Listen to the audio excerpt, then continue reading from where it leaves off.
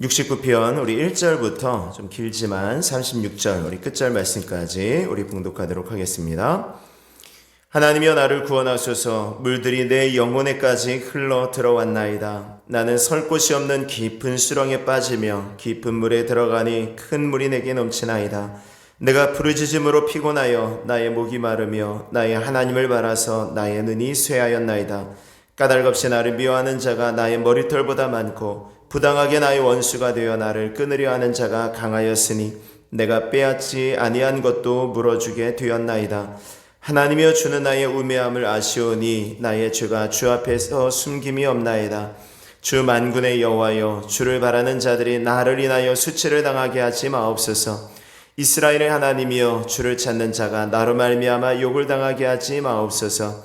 내가 주를 위하여 비방을 받았사오니 수치가 나의 얼굴에 덮였나이다. 내가 나의 형제에게는 객이 되고 나의 어머니의 자녀에게는 낯선 사람이 되었나이다. 주의 집을 위하는 열성이 나를 삼키고 주를 비방하는 비방이 내게 미쳤나이다. 내가 곡하고 금식하였더니 그것이 도리어 나의 욕이 되었으며 내가 굵은 배로 내 옷을 삼았더니 내가 그들의 말거리가 되었나이다. 성문에 앉은 자가 나를 비난하며 독주의 취한 무리가 나를 두고 노래하나이다. 여호와여, 나를 반기시는 때에 내가 주께 기도하오니 하나님이여, 많은 인자와 구원의 진리로 내게 응답하소서. 나를 수렁에서 건지사 빠지지 말게 하시고 나를 미워하는 자에게서와 깊은 물에서 건지소서.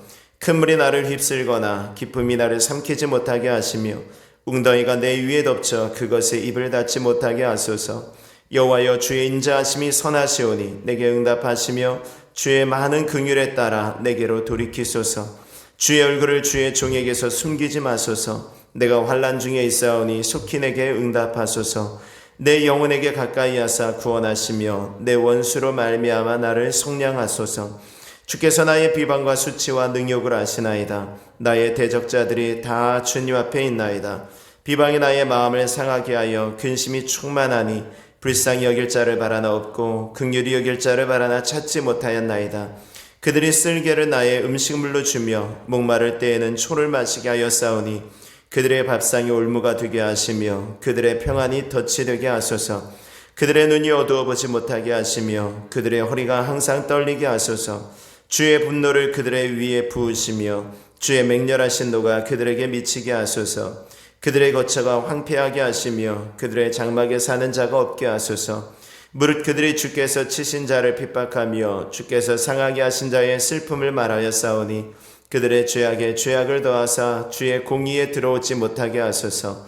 그들을 생명책에서 지우사 의인들과 함께 기록되지 말게 하소서. 오직 나는 가난하고 슬프오니 하나님이여, 주의 구원으로 나를 높이소서.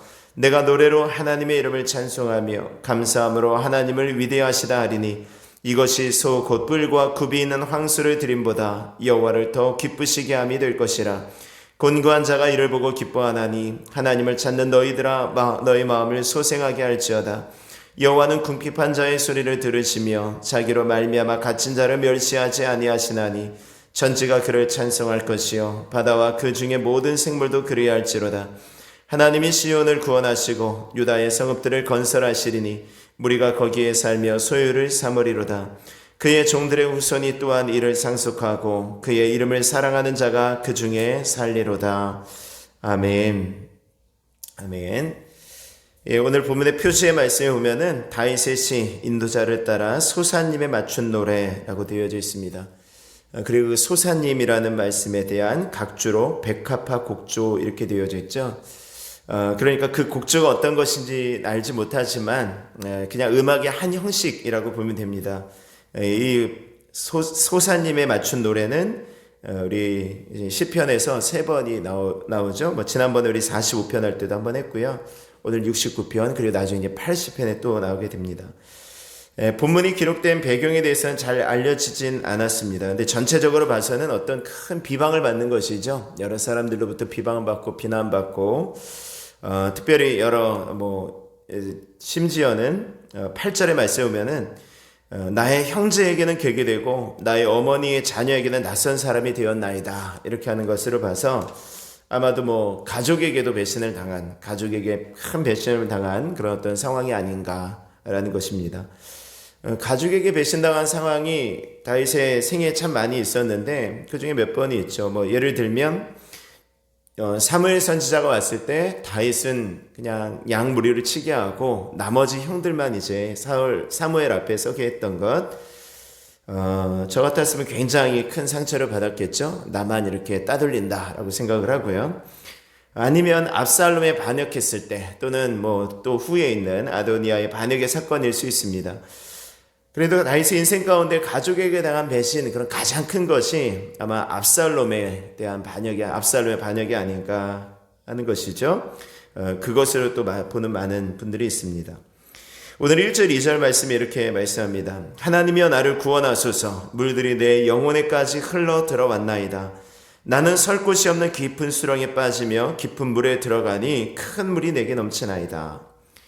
물로 인해서 고난을 당해 보거나 아니면 물로 인해서 이제 어떤 큰 아픔을 겪은 분들, 가족 가운데 그런 분들이 있다라고 한다면 저는 오늘 1절 2절 말씀 읽으면서 굉장히 좀 아프더라고요. 많이 좀 생각이 나고 좀 고통스럽다라는 좀 마음이 들었습니다. 큰 물들이 내 영혼에까지 흘러 들어왔다. 그리고 설 곳이 없는 깊은 수렁에 빠지며 깊은 물에 들어가니 큰 물이 내게 넘치나이다. 깊은 물에 들어가니 큰 물이 넘치나이다. 물들이 깊은 물에 큰 물인 거죠. 홍수를 말하는 그런 생각이 말씀하는 것일 수도 있고요.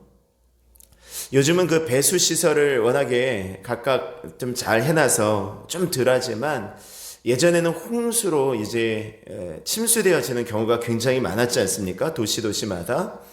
제가 기억하기에 아마 1997년인가 98년도에 아마 의정부의 홍수로 인하여서 아주 큰 물이 잠긴 적이 있었어요.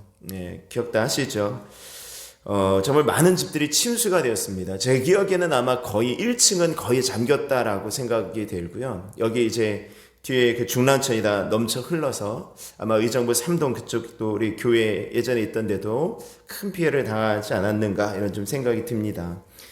의정부 시내 거의 1층은 거의 물에 잠겼고 심지어는 막 2층까지도 물에 잠긴 그런 집도 있었죠. 반지하에 사시던 분들은 거의 장롱이 물 앞에 안방에서 둥둥 떠다녔다라고 이야기도 하시고요. 오죽하면 제가 그 홍수가 난 다음엔가 제가 성남에 살다가 의정부로 이제 사역을 해서 이사를 하게 되어졌습니다. 근데 돈이 별로 없으니까 반지하로 이사를 했단 말이에요. 근데 얼마나 기도를 하고 왔는지 몰라요. 홍수, 저희 성남에 살 때는 성남은 산을 그대로 든 상태에서 그 산에다가 이렇게 집을 지었기 때문에 저희 집이 거의 언덕 위에 있었어요. 그러니까 거의 저는 노아의 홍수가 나지 않으면 우리 집은 잠기지 않는다 이렇게 얘기를 했는데 정말 의정부로 이사를 가야 되는데 이렇게 반지하로 가니까 또 홍수 때 물에 잠기면 어떡하나 그러면서 좀 기도를 많이 했던 그런 기억이 있습니다. 그렇게 물로 인해서 고통을 당했다라고 하는 분들은 정말 마음이 아프겠죠. 갑자기 불어버린 물에 잠겨서 이제 숨이 막혀오는 것입니다. 물들이 내 영혼에까지 흘러 들어왔나이다. 나는 설 곳이 없는 깊은 수렁에 빠지며 깊은 물에 들어가니 큰 물이 내게 넘치나이다. 큰 물이 내게 넘쳐서 정말 정신없이 그런 상황이죠. 정신없는 상황이죠. 마치 그런 상황처럼 우리의 삶 속에서 정신 차릴 수 없을 정도로 어려운 문제들이 많이 닥쳐올 때가 있다는 것입니다. 물들이 밀려오는 것처럼 큰 물이 집어삼키는 것처럼 파도와 같은 문제들이 우리를 위협할 수 있습니다. 그러한 상황, 정말 죽음에는 해결할 수 없는 것 같은 죽음이 바로 눈앞에 임박한 그런 상황인 것이죠. 오늘 그런 상황 속에 다윗이 이제 3절에 말씀 보면은 내가 부르짖음으로 피곤하여 나의 목이 마르며 나의 하나님을 바라서 나의 눈이 쇠하였나이다 라고 말씀하죠. 여러분들 소리를 지르다 보면은 나중에는 소리가 안 나오죠. 그러니까 우리 부르짖어 기도할 때도 주여 주여 막 기도하다 보면은 어느 순간에 소리가 나지 않아요. 정말 간절하게 기도하다가 그렇게 소리가 안 나온 경험이 있다라고 한다면 또 정말 우리가 막 소리를 지르다가 소리가 안 나온 그런 경험이 있다면 이 말씀이 이해가 되실 거예요. 내가 부르짖음으로 피곤하여 나의 목이 마르며 정말 그리고 나의 하나님을 바라서 나의 눈이 쇠하였나이다. 부르다 지쳐서 또 마지막 도와주실 분은 오직 하나님밖에 없으니까 하나님께서 도와주시기를 간절히 바라는 그런 상황인 것이죠. 정말 힘들고 어려운 지친 정말 피곤한 그런 상황입니다. 하나님을 바라서 나의 눈이 쇠한 그런 상황입니다. 자, 왜 이런 상황이 되어졌을까요? 왜 이런 고난을 당하고 있는가라고 했더니 4절의 말씀에 보면 까닭 없이 나를 미워하는 자가 나의 머리털보다 많고 부당하게 나의 원수가 되어 나를 끊으려 하는 자가 강하였으니 내가 빼앗지 아니한 것도 물어주게 되었나이다. 까닭 없이 나를 미워하는 자가 나의 머리털보다 많아요. 여러분들 주변에 한두 사람만 미워하는 사람이 있어도요 참 힘들잖아요. 주변에 나를 미워하는 사람이 한두 사람 있어 계속 사사건건 시비 거는 사람이 있어요. 뭐 직장이나 학교에나 뭐 어떤 사회적으로나 어떤 가정 그런 사람이 있다고 한다면은 힘이 들죠. 근데 오늘 다윗은요 나를 미워하는 자가 나의 머리털보다 많대. 좀 과장된 표현이긴 하지만 주변의 모든 사람들이 그렇게 다윗을 미워하고 따돌린다라는 것입니다. 비난한다라는 것이죠. 자기가 하지도 않은 일에 대해서 자기가 행하지 않은 그런 일에 대해서 잘못에 대해서까지 모든 잘못과 모든 것들을 다 잘못을 했다고 막 비난하고 이러는 것입니다. 그리고 이제 8절의 말씀에는 형제들의 배신인 거죠. 내가 나의 형제에게는 객이 되고 나의 어머니의 자녀에게는 낯선 사람이 되었나이다. 여러분들 이런 어려운 상황 가운데 그래도 우리들을 든든하게 버팀목이 되어줄 수 있는 사람들이 가족인데 그 형제마저도 비난하고 낯선 사람이 되어졌다. 모른 채 한다라는 것입니다. 19절의 말씀에 보면은 주께서 나의 비방과 수치와 능욕을 아시나이다. 나의 대적자들이 다 주님 앞에 있나이다. 그러니까 주변의 모든 비방과 나를 향한 모든 나를 수치에 능욕 이렇게 당하는 것입니다. 그러니까 주변의 사람들로부터 많은 비방을 받고 있어요. 12절의 말씀 보세요. 성문에 앉은 자가 나를 비난하며 독주에 취한 무리가 나를 두고 노래하나이다. 주변 사람들이 모두 비난하고요.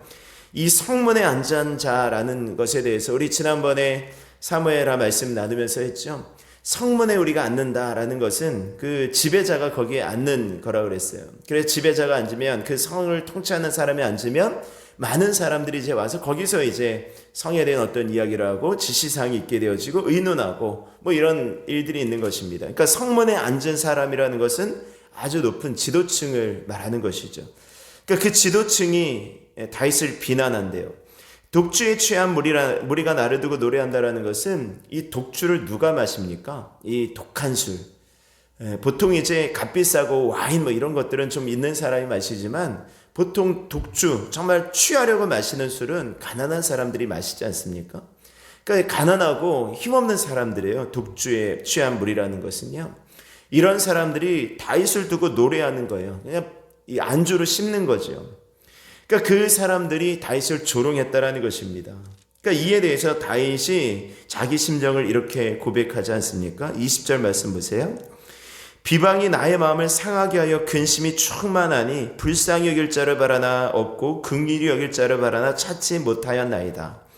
그러니까 그 비방이 다윗의 마음을 지금 상하게 한 것입니다. 이해가 되시죠? 주변의 모든 사람들이 지금 나를 비방하는 거예요. 욕을 하는 거예요. 막 나 잘못했다라고 막 손가락질하는 것입니다.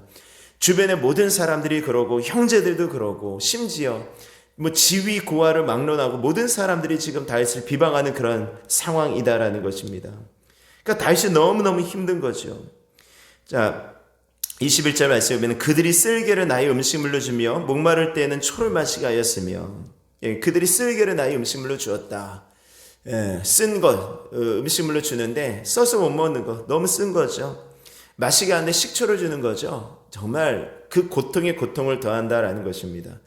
사실 이 말씀은요 예수님께서 십자가에 달려 들어가시는 그런 상황 가운데 가장 많이 인용이 된 그런 말씀이죠. 그 상황 예수님께서 십자가에 달려 들어가시는 비방당하시는 그런 상황과 너무 흡사한 상황인 것입니다.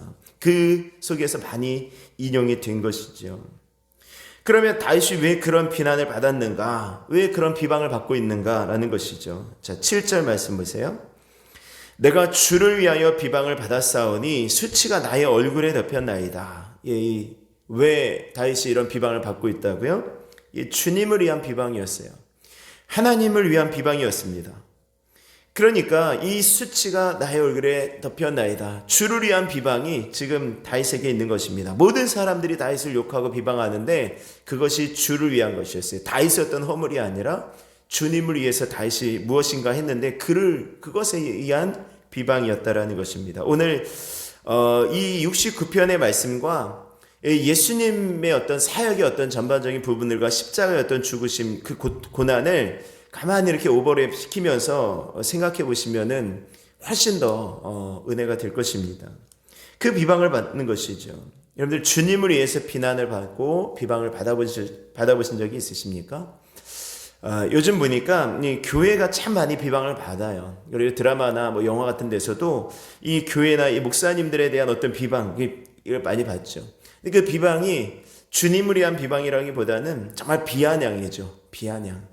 그런 어떤 비아냥들, 너 교회 다녀봐야 소용없다, 똑같다, 뭐 이런 세상 사람들보다 더 악하다, 뭐 이런 어떤 것들을 뭐 이런 영화나 이런 것에서 많이 보여주더라고요. 그런 것들 포함해서 어쨌든 비방, 여러분들 주님을 위한 비방을 받아보신 적이 있으십니까? 제가 어느 목사님의 말씀을 듣다가 참 좀 마음에 도전을 받은 그런 부분이 있었어요. 요한 웨슬레라는 분, 감리교를 창시하신 분에 대한, 요한 웨슬레라는 분에 대한 그런 일이었는데, 그분에 관한 일대기입니다. 그가 이제 회심을 한 후에 복음을 전하는데, 가는 곳마다 그 복음을 전하니까 그 듣기 싫어가지고 사람들이 막 돌을 던지고 때리고 막 이랬다라는 것입니다. 그러니까 그 요한 웨슬레 목사님이 말을 타고 다니면서 복음을 전하는데, 가는 곳곳마다 비방하는 것입니다. 돌에 맞는 것이죠. 그런데 어느 날, 그 목사님이 갑자기 문득 말을 타고 복음을 전하다가 문득 그런 생각이 들었대요. 가만히 있어봐라. 내가 요즘에 한 3일, 4일 정도를 복음을 전했는데 돌에 맞지 않았네? 라는 생각이 들었다라는 거예요. 그러면서 말해서 내려서 하나님 앞에 기도했답니다. 하나님, 제가 혹시 복음을 잘못 전했기 때문에 돌에 안 맞은 것은 아닙니까? 내가 복음을 잘못 전해가지고 돌에 맞지 않은 것은 아닙니까? 그러면서 제가 왜 돌에 맞지 않았을까요? 하고 막 기도를 하고 회개를 하는데 누군가가 그 요한 웨슬레 목사님이 기도하는 모습을 보고 또 돌을 던진 거죠. 그러니까 그 돌에 맞고 내가 복음을 잘못 전한 것은 아니군요 하고 일어나서 감사하면서 또 복음을 전하러 갔다라는 것입니다. 그러니까 복음을 전하다 비방받는 것을 너무 당연하게 여겼다라는 거예요. 오히려 비난받지 않은 것이 이상하게 여길 정도로 그 목사님이 그렇게 사역을 했다라는 것입니다. 많이 도전이 되더라고요. 여러분들, 오늘날의 시대는 어떤 면에서 우리들이 많이 비난을 받을 수밖에 없습니다. 비난과 조롱과 조소와 비웃은 온갖 그 것들을 받을 수밖에 없는데요. 어쩌면 주를 위한 비난이라고 한다면 여러분들 또 그것을 오늘 다윗처럼 감사함으로 받을 수 있는 은혜가 있기를 원합니다. 당연한 것으로 여기는 것이에요. 자, 왜 주를 위한 비난을 받았나 했더니 9절의 말씀에 보면은 주의 집을 위하는 열성이 나를 삼키고 주를 비방하는 비방이 내게 미쳤나이다. 주의 집을 위하는 열성이 나를 삼켰다라는 것입니다. 주의 전을 위한 열심, 그것이 지금 다윗이 비방을 받는 이유다라는 것입니다. 그러니까 다윗은요, 그 모든 마음과 그 모든 생각들이 주의 전에 먼저 가 있었다는 것 잘 아시죠? 다윗이 왕위에 오르나가서 제일 먼저 하려고 했었던 것들도 바로 여호와의 언약궤를 다시 예루살렘 성으로 옮기는 것이었고요. 그 예루살렘 성으로 다윗이 언약궤를 옮길 때 너무 기쁜 나머지 막 춤추면서 하나님을 찬양하면서 뭐 그런 부분들도 우리가 기억하실 것입니다. 너무 찬양하고 막 이러니까 그 아내 미갈이 춤추며 찬양하는 모습을 보고 비방을 했었죠. 그런 부분들 포함해서 주의 집을 위한 열성이 지금 비방을 받게 되어지는 것입니다. 이 말씀도 역시 마찬가지. 우리가 요한복음 2장에 예수님께서 처음 공생애를 시작하시면서 성전에 들어가셔서 처음으로 하셨던 것이 무엇이냐면 그 성전에서 매매하는 자들의 상을 다 엎으시는 것이었죠. 소를 쫓아내고 양을 쫓아내고 비둘기를 이렇게 하고 그 다음에 돈 바꾸는 자들의 상을 엎으시고 이러셨던 것들을 우리가 기억하실 것입니다. 그때 그 말씀 가운데 주를 위한 저희 성전을 향한 열심이 우리를 삼키리라 라는 말씀이 제자들이 기억났다라는 말씀을 여러분들이 아마 기억하실 것입니다. 예수님의 어떤 그 모습도 바로 오늘 이 모습 속에 있는 거죠. 자, 다윗은 지금 주를 위한 열성, 주의 집을 위한 열성이 지금 비방을 받는 이유가 되어졌다라는 것입니다. 자, 이제 그때 다윗이 무엇을 했는가, 이것이 중요합니다. 그런 어떤 고난 가운데, 그런 비방받는 가운데 다윗은 지금 뭘 하고 있죠? 처음에도 말씀드렸듯이 하나님이여 나를 구원하소서 기도하는 거예요. 자, 13절 말씀 보십시오. 여호와여 나를 반기시는 때에 내가 주께 기도하오니 하나님이여 많은 인자와 구원의 진리로 내게 응답하소서. 기도하는 것입니다. 여러분들 어쩔 수 없습니다. 성도는요, 우리가 모든 어려움 속에 하나님께 기도하는 것밖에 없습니다. 내 힘으로 하는 것이 아니라 내가 할 수 없기 때문에 그렇습니다. 그러면서 14절 이하의 말씀에는 14절 수렁에서 나를 건져 주시옵소서, 15절 큰 물이 나를 삼키지 못하게 하여 주옵소서, 16절 주의 얼굴을 주의 종에게 숨기지 마옵소서, 17절 내 영혼을 가까이 하사 구원하소서, 24절 주의 분노를 그들에게 쏟아 주시옵소서, 28절 그들을 생명책에서 지워주소서. 이런 어떤 기도를 합니다. 하나님, 좀 더 구체적으로 기도하죠. 하나님 저를 수렁에서 건져 주시옵소서. 이 모든 상황에서 저를 건져 주시옵소서. 하나님께 기도하는 것입니다. 그 다음에 이제 두 번째 다윗이 했던 것이 무엇입니까? 30절 말씀 보세요. 내가 노래로 하나님의 이름을 찬송하며 감사함으로 하나님을 위대하시다 하리니. 이 상황 가운데 기도하고 또 뭐 하는 거예요? 찬송과 기도, 찬송과 감사하는 것입니다. 그러니까 다윗은요, 여러분들 시편의 말씀 구조가 그래요. 항상 어려움을 하나님 앞에 토로합니다. 하나님 저를 살려주세요. 하나님 저를 붙들어주세요. 하나님 제가 너무 힘들어요. 막 하다가 끝에는 결국 무엇입니까? 내가 하나님 찬양합니다. 하나님 나를 도우실 것입니다. 하고 하나님의 도우심으로 끝나는 거예요. 오늘도 마찬가지예요. 하나님 제가 찬송합니다. 하나님 제가 감사합니다. 라고 하면서 우리 놀라운 고백을 하죠. 31절. 이것이 솥 곧 뿔과 굽이 있는 황소를 드림보다 여호와를 더욱 기쁘시게 함이 될 것이라. 하나님, 내가 이렇게 고난 가운데, 내가 이렇게 어려움 가운데 하나님을 찬송하며 감사하는 것이 황소를 드리는 것보다 하나님께 더 나은 예배입니다 라는 것입니다. 하나님을 더 기쁘시게 할 것입니다 라는 것이에요. 우리는 정말 이 상황 가운데요, 이 어려움 가운데 하나님을 찬송하고 하나님께 감사하고 하나님께 기도한다? 이게 사실은 쉽지 않은 거잖아요. 이게 사실 쉽지 않지 않습니까? 요 상황 가운데 무너지는 거예요. 요 상황 가운데 똑같아지는 것입니다. 우리가 믿음이 필요한 것이 바로 이때예요. 바로 이때 아닙니까? 하나님, 이때를 위한 믿음을 우리가 지금 준비하는 것입니다.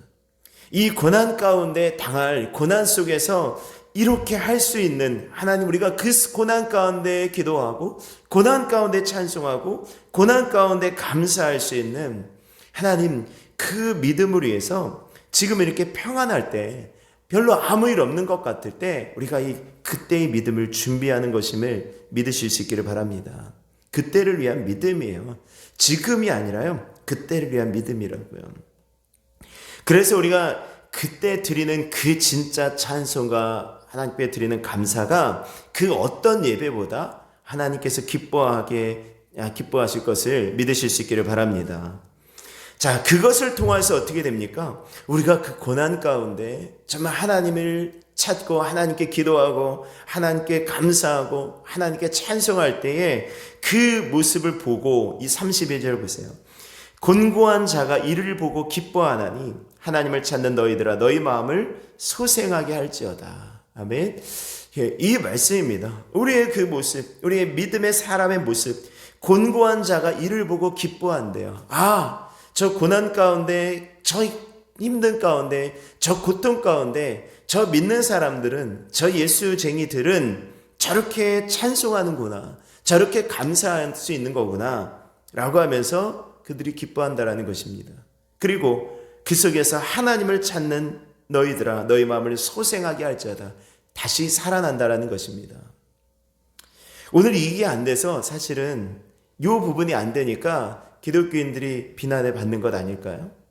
고난 가운데 똑같이 해결하는 것입니다. 똑같이 비리를 저지르고 똑같이 죄를 짓고 똑같이 편법을 쓰고 똑같이 세상 사람들과 같이 불평하고 원망하고 죄를 짓고 이러다 보니까 비난을 받는 것 아니겠습니까? 오늘 우리가 조금 더 나은 그리스도인이라고 한다면, 우리가 조금 더 하나님께서 기뻐하시는 성도가 되어지려고 한다면 이 고난 속에서 표시가 나는 거예요. 진짜와 가짜는 다른 데 있는 것이 아닙니다. 이 고난 속에 있어요. 고난을 어떻게 견디느냐에 따라서 이 사람이 진짜였구나, 이 사람은 가짜였구나, 이 사람은 조금 부족하구나, 이런 것들이 알게 되어지는 것입니다. 오늘 우리 시편 69편의 말씀을 통하여서 우리 다윗의 어떤 모습, 그리고 다윗이 이렇게 보여줬던 믿음의 삶의 모습을 우리가 함께 깊이 묵상하고 또 따라갈 수 있는, 본받을 수 있는 은혜가 있기를 원합니다. 이런 모든 상황들이 바로 예수님께서 그대로 다 이루어 주시는 거죠. 이루어 주시는 거예요. 다윗은 심지어 이 고난 가운데 하나님 저희 원수를 갚아 주십시오, 하나님 저희 원수들이 생명책에도 기록되지 못하게 하십시오 라고 했지만, 예수님과 다윗의 차이는 예수님은 죽어가시면서 똑같은 고난 가운데, 그보다 더 큰 고난 가운데 죽어가시면서도 저들의 죄를 저들에게 돌리지 마옵소서 하고 용서하고 용서하고 죽으시는 분이 예수님이셨죠. 우리 예수님을 온전히 깊이 따라갈 수 있는, 예수님을 본받아 살아갈 수 있는 그 은혜가 있기를 주의 이름으로 축원합니다. 오늘 말씀을 다시 한번 깊이 생각하며 오늘 한 날도 혹시라도 하나님 앞에 우리의 모든 삶 가운데 어려움이 있으면 믿음으로 승리하며 나갈 수 있기를 원하고, 또 하나님 정말 우리가 무엇보다 하나님을 찬송하고 하나님께 감사함으로 하나님의 기쁨이 되어지는 복된 한 날이 되게 하여 주시옵소서. 오늘 함께 기도하시다가 들어가시겠습니다. 우리 찬송 드리시고